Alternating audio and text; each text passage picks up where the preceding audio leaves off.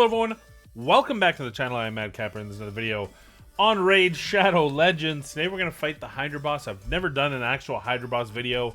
I'm fighting the Nightmare Hydra boss for the first time since we first unlocked Nightmare. We just don't do it in our clan. We just don't have the will to push, and that's fine, but I thought I better at least know that I can do Nightmare, and we did, and we actually crushed it pretty good. I was actually really impressed with my key. First try, 55 million with that team there. We'll talk about that team. I might brush on a few other champions that are very strong. I don't want to make this part that long of a video. Maybe I'll follow up with kind of best champions of each kind of style for the Hydra boss. Maybe like each best HP burn, best heal, best blah, blah, blah. Maybe we'll do that because this video is already going to be really long because, you know, Nightmare Hydra, 55 million, 270 something turns. Is a 60-minute fight on the back end. I'll speed most of it up other than when I want to make some commentary on it. But I thought at first we should go in here and at least talk about the boss itself. So our goal in Nightmare is 36.6 million damage, which you can see we surpassed. As far as the boss itself, how you decide what to bring in against this team is based on what you're fighting. But you want to pay attention to affinities because affinities on these bosses change. In this particular case, we have 2 spirit, 2 magic of the starting 4. That screams use magic affinity. What's better is there's only 1 force affinity. So anything that's magic affinity or void affinity, very good here. Force affinity is going to be a little less because there's 2 counters. And spirit affinity is going to be the weakest because there's potentially 3 counters or 3 weak or weak affinity. You know what I mean? So with that in mind, we're gonna keep certain champions. You saw which champions I used, but let's go into the actual bosses. That's the second thing you need to decide. So Head of Decay, easiest way to deal with the Head of Decay. So the Head of Decay has removes all buffs from all heads, fills turn meter, as well as removes the buffs from one head with the lowest HP. Places this big ass shield on them for 4 turns. Very crappy. Whenever an enemy champion is healed, decreases their max HP by 15%. That's also annoying. Decreases damage taken from poisons by 90. Also annoying. Decreases damage all Hydra heads take from AoE. Also, you get the point. Damage from skills that scale based on enemy max HP cannot exceed 10%. That's all. That's not a big deal. And is immune to blah, blah, blah, blah. Is immune to everything but Provoke. Keep in mind that Provoke does reduce his ability to use A2 and A3. So Provoke is the #1 way to deal with the Head of Decay. Alternatively, just letting him go. Base your turns around his abilities. So if he's using the speed of decay right away, you back off, you use A1s, you save your cooldowns. Then he uses his A2, and then you start putting your debuffs down. Alternatively, like I said, to Provoke. You can Provoke this champion. Does not change its target damage, but does. So here's a little bit. It's broken. When you Provoke, it blocks out A2 and A3 on this champion, and that's champion who's Agonizing Jaws. When there is no Provoke, this Agonizing Jaws will hit the person with the lowest HP. When provoked, it doesn't do that. It actually just hits your lead. I tested it considerably on my last video, which was I built them so you don't have to an Arndolf. Which made him from, hey, could have been a Hydra hero to a Hydra 0. Head of Decay is broken when under Provoke. But if you go in knowing that, then you're fine. So the easiest way to deal with this, obviously, just keep it provoked, which is what we did in this key. Pretty much 100%. There's a couple misses in the middle, but very strong way to do that. A little bit of a too bad because I do have War Chief, but Spirit Affinity this run, so we had to come up with other options, which of course we did. Head of Blight. Head of Blight puts a poison cloud. That's a big deal. Also puts a ton of poisons on you. This is not a big deal. This 2 ways to deal with this. Block buffs blocks this blinding smog. The other way to do is HP burns. HP burns allow you to hit through the smog. So the HP burn, the deal with the HP burns, you have to place the HP burn before the smog, or you have to have a place HP as opposed to attack. And there are certain champions that do that. We'll talk about one that I use in this. The other one is Mordecai. Mordecai is one of the best champions against the Blight because he places an AoE HP burn. Doesn't care if there's smog. Doesn't care. Can't weak hit. Very strong ability. One of the best champions in the game for the Hydra. And then the rest of this is all just the same as most of them. Okay. Head of Suffering, my least favorite champion or head to deal with. Easy to deal with. There's two ways that you counter him. One is for block buffs. The block buff stops him from putting up his ally protection with reflect damage and provoke. So this is very strong because the block buffs doesn't allow those to go up. And the other one is block debuffs on your team so that he can't provoke and can't put this pain link up, and that's pretty easy. The only thing about him is he's very stalwart. He's one of the hardest champions to kill, heads to kill. So not your favorite target. For those who are doing this, especially if you're doing hard or normal, and you're doing a tactic where you're using a lot of single target damage against one head to kill it and then kill the withering body for all that extra damage, the best ones to do. Mischief, though you can't target Mischief until its head is decapitated. It's very squishy. Torment is also squishy, though keep in mind that it'll fear you if you're not under Veil when attacking or have Shamael to remove the fear. And the third one is Blight. Blight is an easy one to kill. Again, you have to have the HP burn or the block debuffs to make sure that he's not putting up the poison cloud. So just as an FYI, this is not a good champion that you want to have to deal with. It increases the resist of all Hydra heads by 50, decreases the damage by 30, poison damage decrease as well, blah, blah, blah, blah, blah. Finally, the Head of Wrath. Head of Wrath, ally protect, which is why I'm talking Ursuga, I'm talking Krisk, but any ally protect champion is very strong against this champion, along with the decreased attack and a remove buff that'll remove his increased attack. So you want the incoming damage when you have Geo. This is how Geo is best activated. This is how my Geo did a lot of damage, is this ability right here. And so when he uses his Vengeance, Geo reflects, and we'll talk about Geo in a minute here. But so Vengeance is my favorite boss to deal with. You don't actually want to kill the Head of Vengeance, especially when you have Geo, because the more you can get him to do his turns when you have Ally Protect up, you activate it, the Vengeance comes in, you take a little bit of damage, but so do they. You get tons of overall damage, just so you know. Also has a provoke. Again, ally protect, block buffs, also Veil. Perfect Veil mitigates 15% AoE damage, so that's another good way to make sure that your team's surviving while dishing out maximum damage with this head alive. In the backline, we have Head of Torment. This is probably the most famous one. Shamael removes fear. This thing places fear.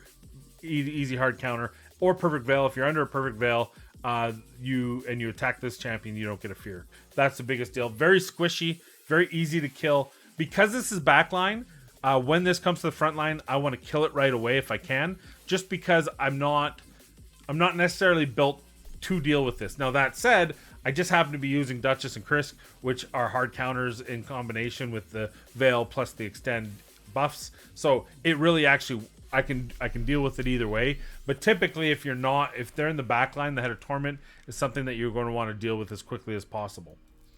Head of Mischief, another one you want to deal with as quickly as possible, no matter what. This one is going to try to steal your buffs from the target with the most buffs, right? And it does one at random if they're the same. Bullshit. But can't steal Veil or Perfect Veil. But this is why you have that high resist. You want one champion that gets the most buffs on them. Typically, it's someone who places a self buff at some point so that they have more buffs than the rest of the team. They have high resist. Easy win. Krisk is that, but he's not the only one. Anyone who puts self buffs on while doing an ally protect, but puts 2 buffs on himself, in this case the 2 heals, makes it an easy one. Anyone who does a self counter attack, oddly enough, very good. Like Rockbreaker, strangely enough, does okay. Arndalf theoretically would have done okay if he also had the provoke. It would have been actually rather OP. The reality is provoke isn't properly working for him. It's too low a percent. Blah blah blah. Watch my video. And so there you go. So there's the kind of rundown. Now let's talk about my team, what I used. I'll also show you what the overall damage was here. Again, so Duchess was there for revives, for Perfect Veil, just the overall survivability of the team. Krisk, I don't have a big damage Krisk. You can make them damage. In fact, if you can get away with it and still get the numbers you need, I recommend it. I just didn't. Mainly because I have 2 Krisk, so I have to split that gear for both of them. As you can see, I love the regen gear. Or rejuvenation gear. I used it on regen. I always want to call it rejuve. Rejuve's the bad one. Regen. So that extra 15%. Now there is the fact Decay actually reduces your max HP, but 15% isn't a bad number. So it just keeps you overall healed. So Krisk very strong in this. Obviously the two damage dealers here, virtually identical damage. They're the ones that did all the work. You can see my Royal Guard in speed and crit damage. You can also do a Royal Guard in Savage. I do have a Savage Royal Guard, but I didn't like his HP quite as much, so I saved him for Brutal. I have 3 Royal Guards now, so I can use one in all key if I need to. And then, of course, Geo, with that HP burn, like I talked with the Vengeance, is a very big deal. Important to note, Geomancer places his HP burn, which means he can place it through Blight, and he can place it through weak hits. He can't weak hit with that because it's a placement, which makes him very strong, as you can see by the numbers. Uugo, probably the best champion in this rotation. Not always, but in this rotation, combines decreased defense with block buffs, which is so strong when you're up against Blight and you're up against no force affinity. So Uugo can't weak hit now, means she's probably going to land all of those, makes her very, very strong. Finally, Kantra. Now, Kantra was the wild card. I decided to use her, A, because of all the buffs she can put up, or debuffs she can put up, which really just makes it the damage incoming less. She's got a whole host of them. We'll talk about it when we get there. But she also taunts. And having taunting with Krisk and with Kantra together really made this key work for me. Although a couple times, unfortunately, I failed. I had some bad luck with Kantra's taunt, but because it's a 75% chance. But we'll talk about that in a minute. So there's the damage. Overall, 55 million key on Nightmare. Easy. Now, not free to play. No. People are buying this. Whales are buying this. $50 for 6-star legendary gear plus 2 ores. Oh, I can feel the money happening. By the way, they also did a big event. It's coming out today. So crazy stuff going on. Okay, let's talk about the champions. Oh, I also want to mention, if you have a Siffy but you don't have a Duchess, and you don't have a Krisk, check out Odd One Gaming. He did a 90 million Nightmare key using no champion called Duchess and no champion called Krisk, which is he did have a Siffy on the team. Overall, pretty fucking ridiculous damage. I was really impressed with that. So make sure you check out Odd One Gaming. Good personal friend of mine, and he is the Romanian devil himself. Yeah, make sure you check him out. I would very much recommend it. Do it. Okay, now for the champions I used. Let's go just right from top to bottom. Starting with, really can't. Why did I Krisk? Start with Krisk. So here's the Krisk I used. Resist very strong. Gonna want to have that against the Head of Mischief if it comes in. I'm not gonna change things around. I don't want Mischief to be swapped in and suddenly I lose my key just because of that. So we have that. Plus the actually 331. I wanted over 350, especially with the Head of Suffering, bringing the extra 50 resist. But for most bosses, this is okay. It was a little touch and go against the Head of Decay, but overall, some pretty good, pretty easy pulls, so we were happy there. Krisk the Ageless Inner Rejuve set. If you want to see masteries, here are the masteries. Just Selfless Defender, Retribution, and that Eagle Eye for the extra accuracy, making this useful. I will recommend that if you can, or if you're in a lower tier head and you don't need these numbers, I would actually go down to offense with War Master. It's going to help your damage immensely. But with this boss and this Krisk, this was the easiest way to get the numbers I wanted. Okay.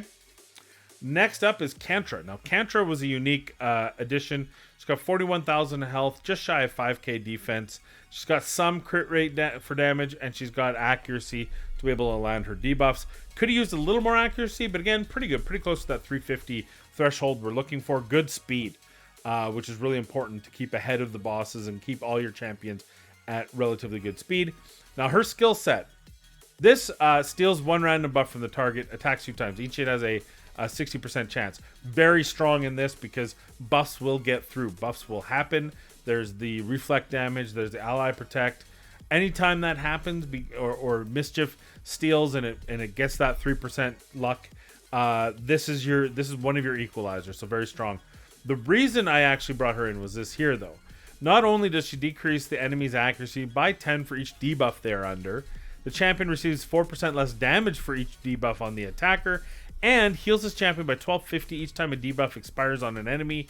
There's a ton of debuffs going on here, but also has a 75% chance to provoke for 1 turn on enemies under 5 or more debuffs at the start of this champion's turn. Can place buff on weak hits. Everything about this kit is perfect for this scenario. Yep, she's force affinity, so we're weak hitting, but it doesn't matter because still plays debuffs. Yeah, we're getting that 80% chance to provoke when there's 5 debuffs, which there is considerably a lot with all the buffs we have. Plus the heals to keep her alive, plus the less damage, plus the decreased accuracy. Then we have the Chaos Tempest. Attacks all enemies each time. Each hit has a 75% chance of placing one of the following buffs for 2 turns. So block buffs, decreased attack, 30% decreased speed, 25% weaken, 50% or 100% heal. Really fun, actually. It's weird. It says one of the following buffs for 2 turns. I'm pretty sure she's putting up multiple of those. So it's weird. It's weirdly spoken.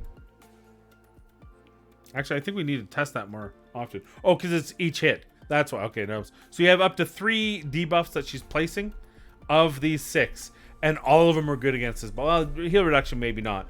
But block buff's amazing. It's just a safety valve. Decreased attack, decreased speed, weaken, decreased accuracy. All very, very strong against the Hydra boss. So very strong champion overall against the Hydra boss. Also gives you an aura in all battles if you need it.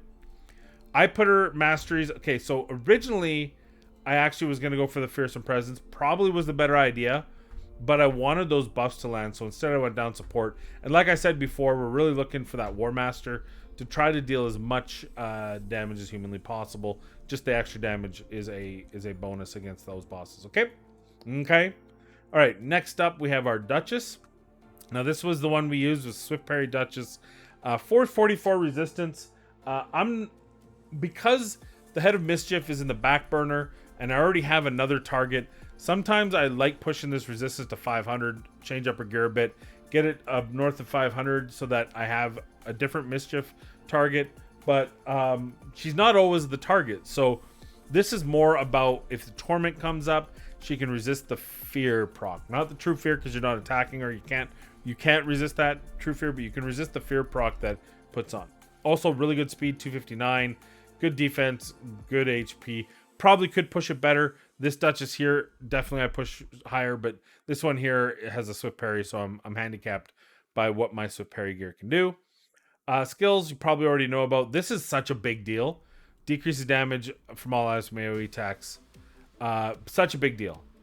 And on top of it, the Perfect Veil also decreases damage from AoE attacks. So together, that's a lot of damage mitigation. Also has a speed aura. But here's part of the heal. So I actually know that a couple of my champions are going to die. Specifically R.Guard. So this just gives me a chance to put a continuous heal on all allies plus a veil. Very strong. And revives them with 70% HP.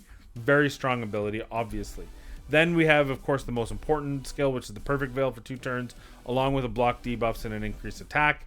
Then we use Krisk to extend that, which is really strong. But this is very forgotten. She attacks one enemy 2 times and places a shield buff equal to 10% of this champion's max HP.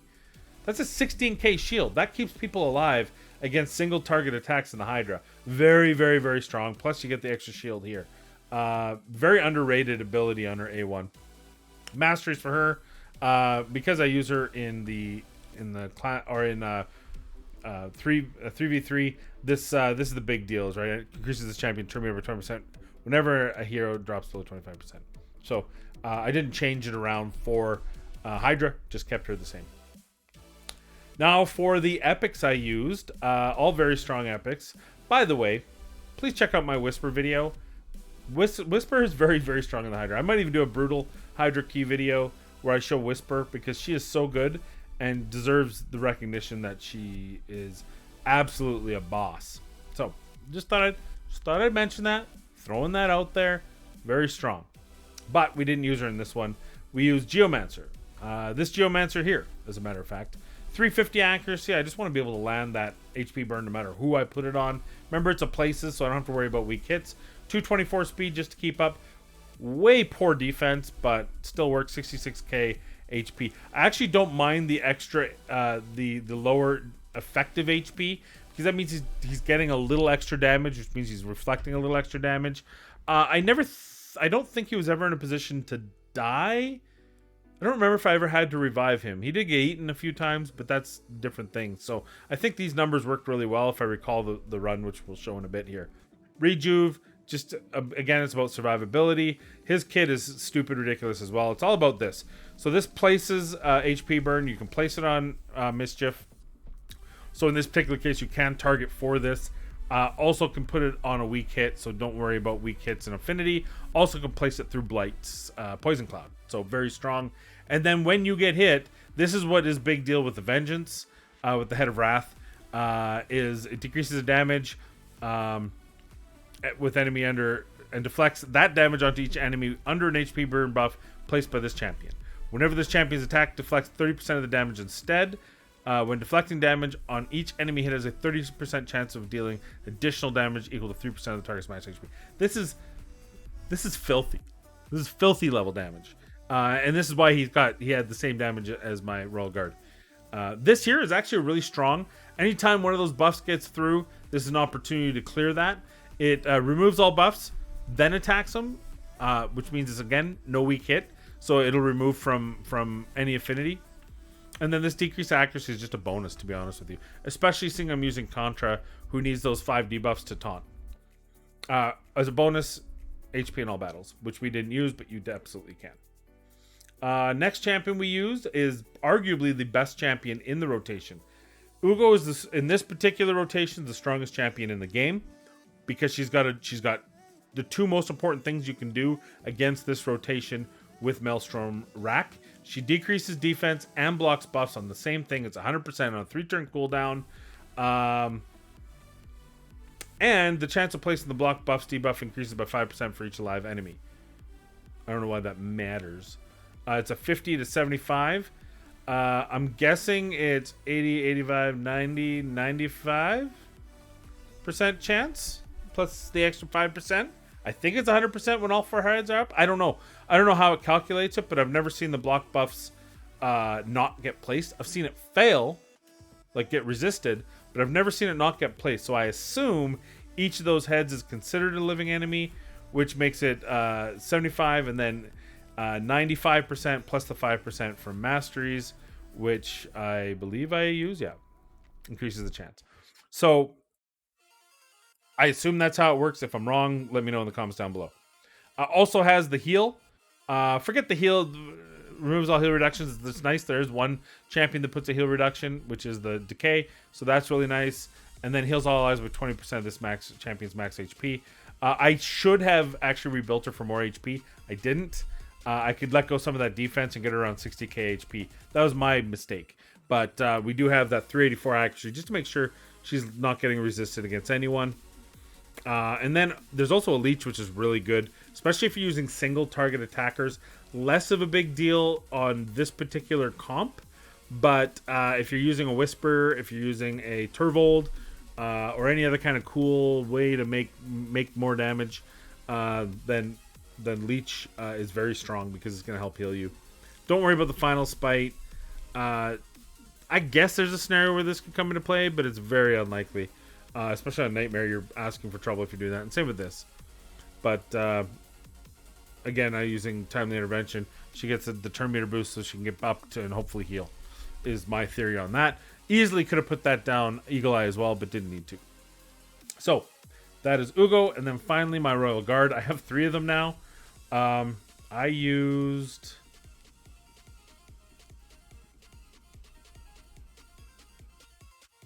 this one. Yeah. I couldn't remember which one I used. I used the wrong one, by the way. 209 speed, 252 crit damage, 230 accuracy. I actually built... It's funny, because I built this one out with a stronger, more HP to be more survivable, and then I used this one instead, which is probably good, because against Nightmare, their defenses are higher, so having the extra crit damage over this one might have been a good idea, and the extra attack. But, oops. I thought I was using this Royal Guard. I was wrong. I was using this one. So, hey, who knew? And, I mean, you probably don't need to know this, but takedown, very, very big deal.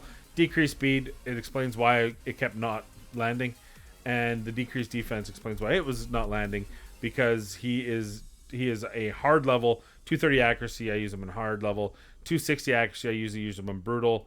And I should have one that's over 300 that I use in Nightmare, but I was not paying attention. So I basically, what I'm trying to say is it was Brad Chosen Ericsson's fault. All right, that is the champions I use. Why don't we get right into the run? What I'm going to do is I'm going to play it. I'm going to stop at a few places and talk about it. If you just want to see the run in all its glory, go ahead. Otherwise, I appreciate you for watching the video. Thank you for sticking around this long. Please be kind, be safe. We'll see you in the next video. Up next is the Hydra boss. It's a very long run, and then we'll call it a day. Thank you, and on to the Hydra. I just want to mention off the start, kind of the starting is the most important piece because I need that taunt from Krisk. So normally I would extend buffs right here, but you see what I'm going to do is after I get all the debuffs up, we're going to actually go with the taunt, and that's to provoke him so he doesn't get rid of these right away. I also made a decision early to try to kill him first. I don't know if that was the best idea or if whether I should have gone with Blight, but we did decide to put the HP burn on him. Even though Decay's harder to kill than Blight, so probably the wrong call, to be perfectly honest. But now we have 5 on, and you see that provoke that happened from Kantra. Now that's a really big deal. So what I'm going to do, we're going to fast forward it to a couple of key moments ahead, but otherwise we're going to make sure to get through this as quickly as possible.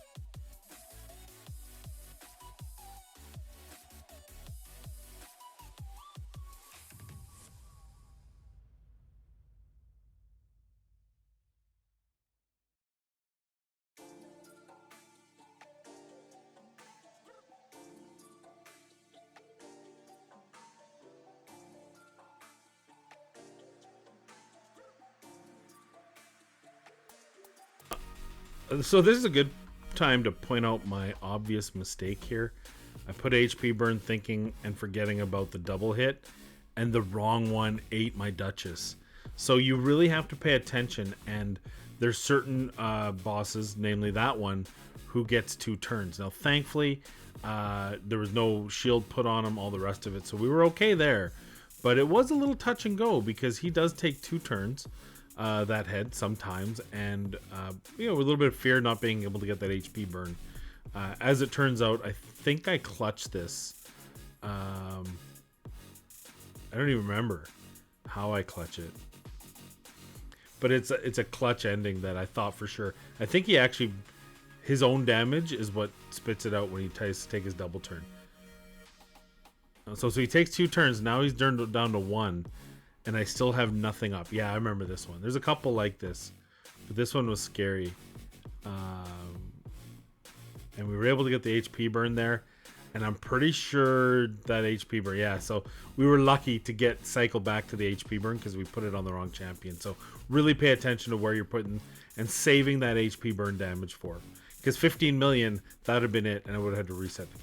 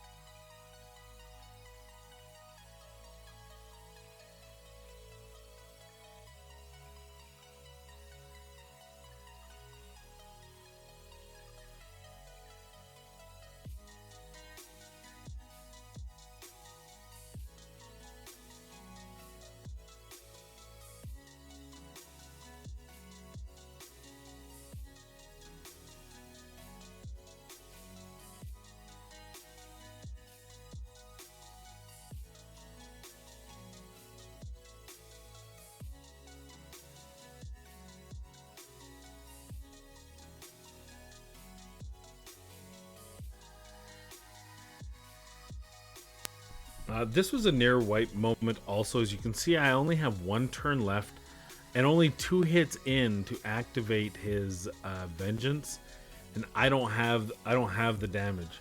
So this could have been a wipe at 21 million, which would have been unfortunate, but we just kept hoping I'd be able to get enough damage to make this happen. We don't have the HP burn on him.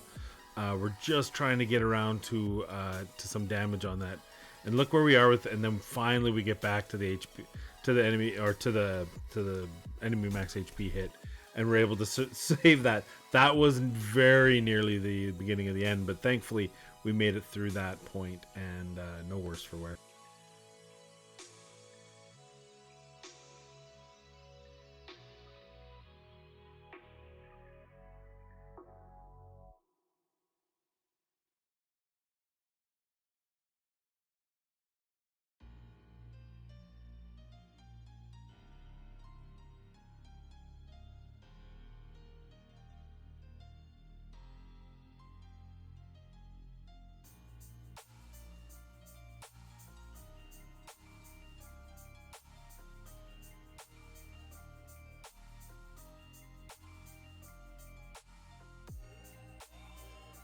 This is where it gets a lot easier for us. This is a great moment just because you can see the head of Decay is almost down.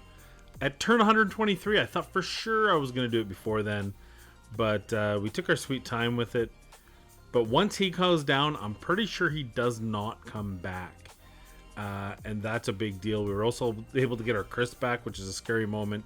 But having that head of Decay gone, and I'm pretty sure it doesn't come back until it doesn't matter anymore, that made it from 25 to much easier.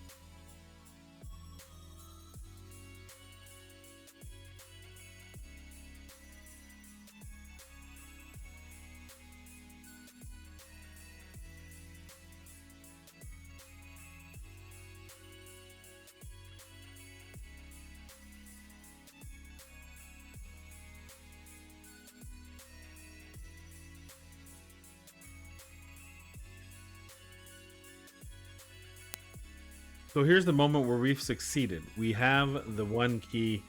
I know it was on 3 times speed, but if 2 significant things happening here.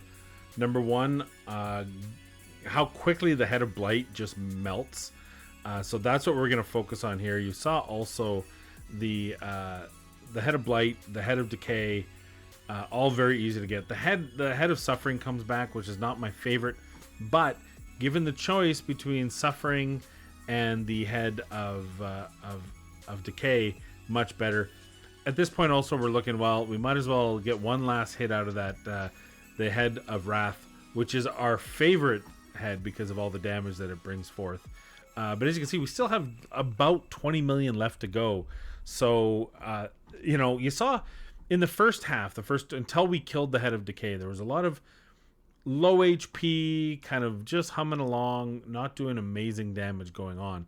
As soon as that went down, everything went better for us because we didn't have to worry about it. We didn't have to focus on the taunts and stuff. So very strong back half once that's gone, and that's what gets us to the next level.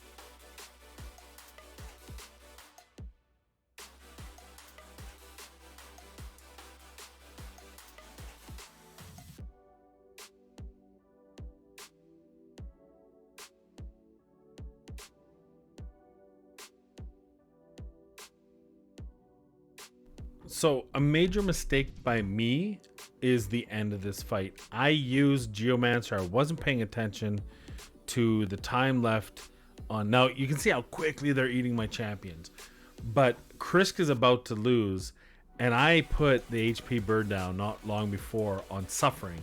So now here I have the Head of Mischief that I can't target without the HP burn up to use to save my Krisk. Once Krisk is down, that's the beginning of the end. And unfortunately, as you can see, not much I can do here. He's got two. You know, as we go here, you'll see not only just missing Krisk, missing the ally protect, but there's just no way to get to him. I can't target him. My Royal Guard's off of rotation. My HP burns off of rotation. And I don't have... I recently got the hit from Wrath, so I can't even use Wrath for big burst damage on a one-shot attempt there. Plus, you see the deaths? That doesn't help either. And there you go.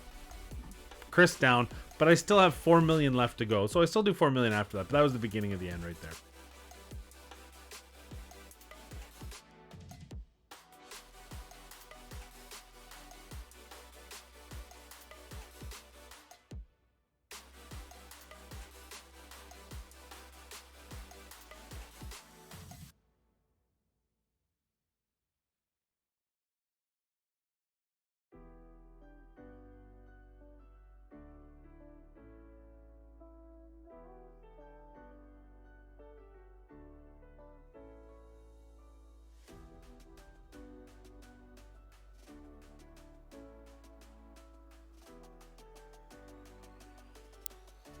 Now, by now, we're at turn 262. We've gotten all the damage we can wrangle out.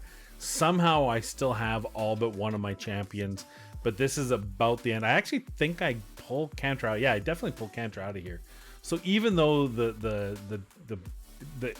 like eating quotients here, Royal Guard dying kind of neat also. Gave me a chance to have, I think, one more shot at him. But this is the end. Like, I can't keep them up. It's like 3 turn difference. It's 265. Crazy deal here. Kantra's back, but now Uugo's eaten, and it's just and next on deck is Royal Guard again on 2 turns. So, and he's dead again. So now they eats. It didn't even reset it, which is kind of that's kind of scuffed how that went down. But Geo's dead. I think we get one more revive. No, we don't even get a revive here. I think she gets eaten before she can even revive, which is too bad. But there it is, the last one alive.